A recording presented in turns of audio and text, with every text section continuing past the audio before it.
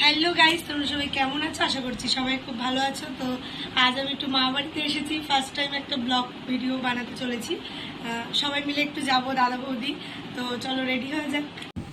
Guys ready হয়ে গেছি, এবার চলো যাওয়া যাক। মনকে বলছি একটু আয় আয়, ক্যামেরায় আয়।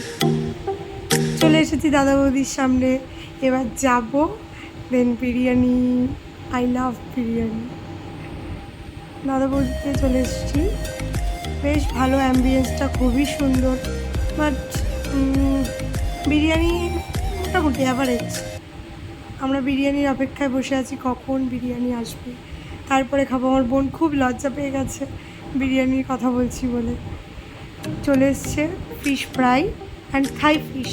থাই ফিশটা যা টেস্টি ছিল গাইস, উফ, জাস্ট ইয়াম্মি ইয়াম্মি, সেই ছিল, সেই খেতে।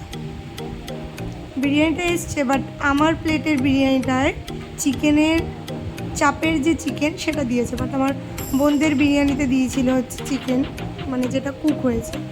বিরিয়ানিটা মোটামুটি অ্যাভারেজ, ঠিক আছে, খুব যে আহামরি আগের মতন আছে তা নয়।